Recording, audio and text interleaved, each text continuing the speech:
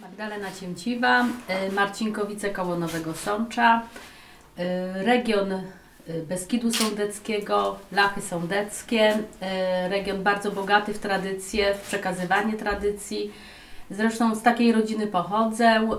Pochodzę z rodziny o takich tradycjach, które były przekazywane w sposób bardzo autentyczny i taki prawdziwy i po prostu tak musiało być. Przygoda w ogóle z twórczością, no to myślę, że już ten dom dał mi tą przygodę, bo w domu było i pielęgnowanie tradycji, różnych obrzędowość, ta taka świąteczna, strojenie domu, podłaźniczki, robienie świata z opłatka. Oprócz tego moja mama była krawcową, szyła kożuchy, stroje ludowe, a my jako dzieci pomagałyśmy jej. Cały czas haftowałyśmy, musiałyśmy podszywać, jakby wyrosłyśmy z tym. Moja babcia zajmowała się koronką klockową, ale ona mnie tego nie zdążyła nauczyć. Nauczyłam się tego rękodzieła, które dzisiaj Wam chcę zaprezentować, właśnie tej koronki klockowej. Nauczyłam się od dwóch pań. To były dwie panie koronczarki, rodem z Bobowej. One mnie nauczyły, z tym, że nauczyłam się, tak jak mówię, podstawy. O warsztat musiałam sobie zadbać, bo niestety koronka klockowa należy do ginących zawodów i tak jak nici też nie kupimy w każdej pasmanterii, nie kupimy klocków, o wszystko musimy zadbać.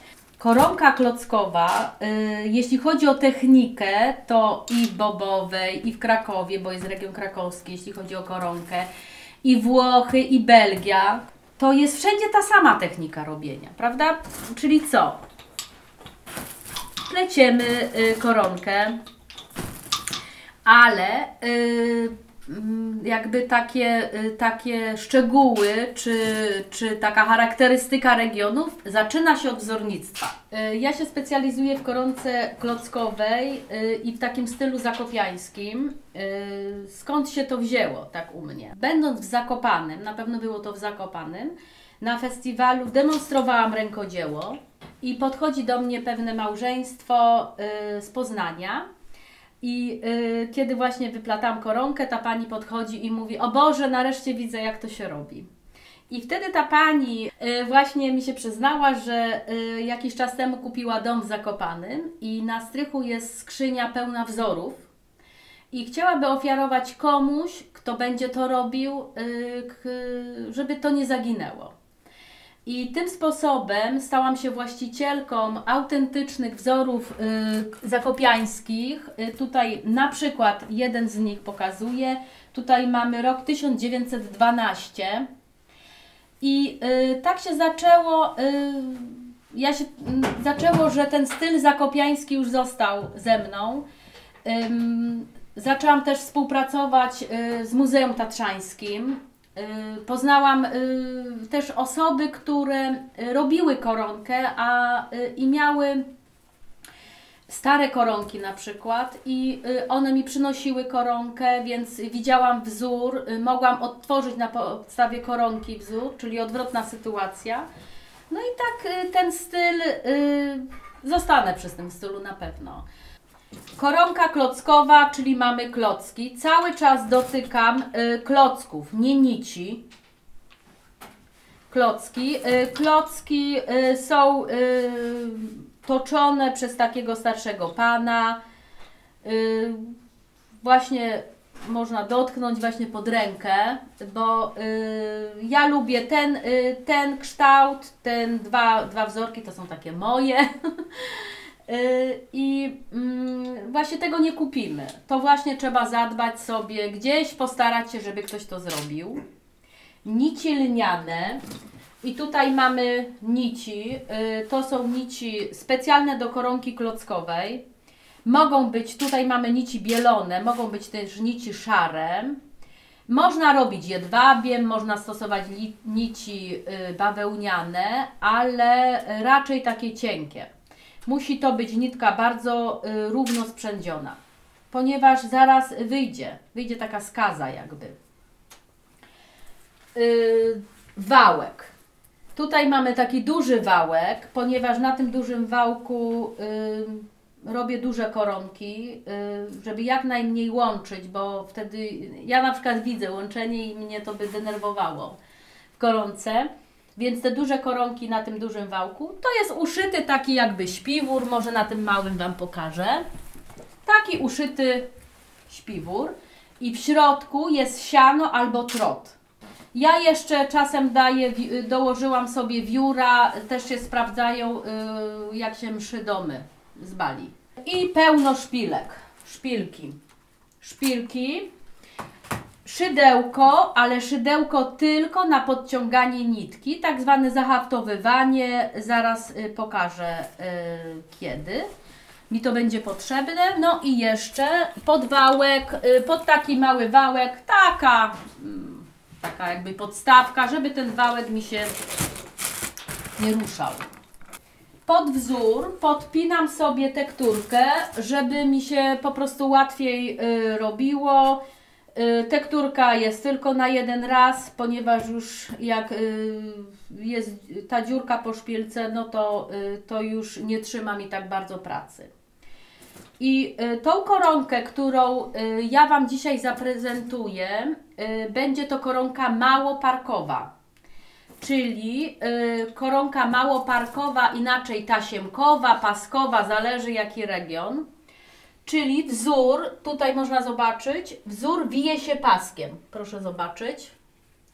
I do wyplatania takiej koronki potrzebuję 7 parek, czyli 14 klocków. I to jest jeden rodzaj koronki i jest drugi rodzaj koronki, koronka wieloparkowa i ona się zaczyna od 40 do 300 w koronce belgijskiej. Oczywiście wzór nie wije się paskiem, tylko to jest tak zwana koronka jednolita. Tutaj właśnie można zobaczyć te koronki małoparkowe, czyli paskowe i pasek.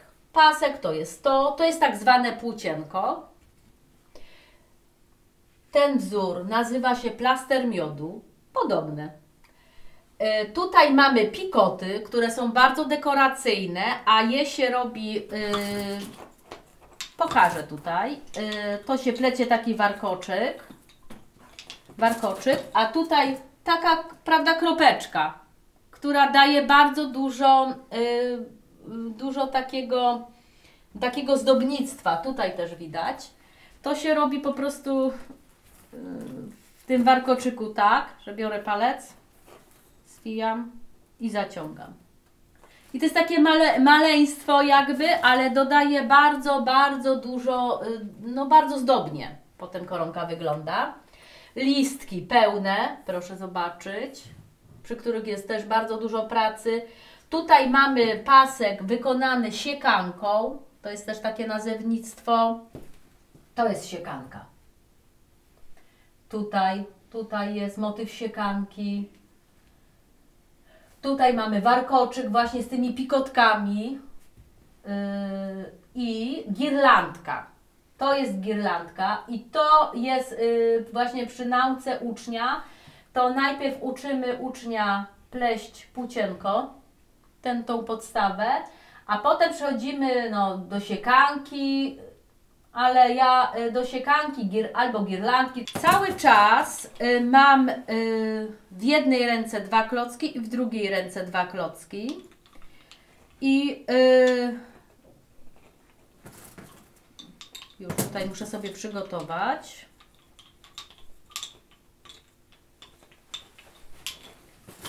Właśnie teraz zahaftuję, czyli wyciągam szpilkę i tylko szydełkiem podciągam sobie nitkę. I już teraz pracujemy. I właśnie teraz będę wyplatać, czyli z prawej ręki klocki przejdą do lewej, z lewej do prawej. Bardzo często mam pytanie, czy ja znaczę klocki. Nie znaczę, bo mi to by nic nie dało. Cały czas patrzę na wzór i takimi 3 ruchami wymieniam z jednej ręki do drugiej. Bardzo duże znaczenie ma tu kolejność nici. proszę mi wierzyć, że ja cały czas patrzę, jak dobieram klocki. Nie biorę tego na byle jak. Tutaj nigdzie nie ma błędu. Proszę sobie zobaczyć, jak jest nitka jedna zaczęła się tu, to ona do samego końca będzie ta sama na zewnątrz. Można sprawdzać. I z tym, że no tak jak już dobiorę, to te ręce, prawda, już pamiętają. I jak przeplotę, jak wykonam ruchy wszystkimi klockami, wszystkimi 14, biorę szpileczkę i na brzegu tego paska wbijam szpilkę i jakby zahaczam. Szpilki pomagają mi modelować wzór właśnie. Skręcimy tylko zawsze w lewo. Przerobiłam cały pasek, proszę.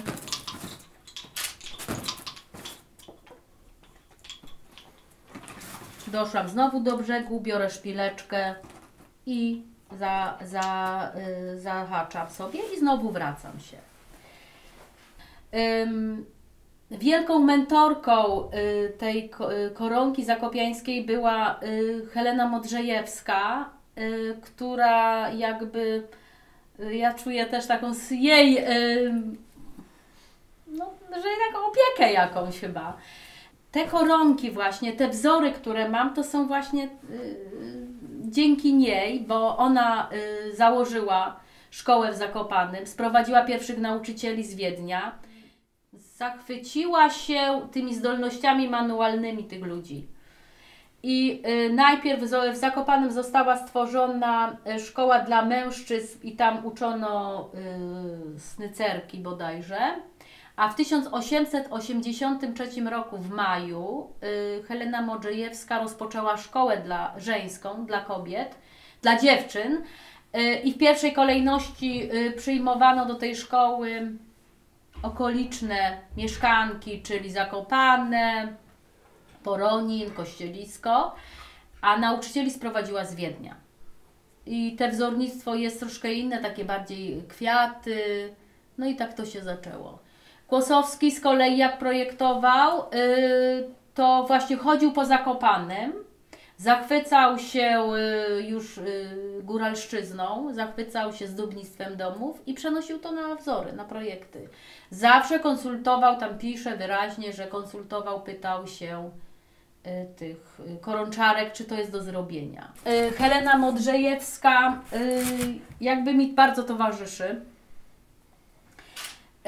I ona kiedyś powiedziała coś takiego: talent rodzi się razem z nami, ale wpływ otoczenia kształtuje go, rozwija lub tłumi.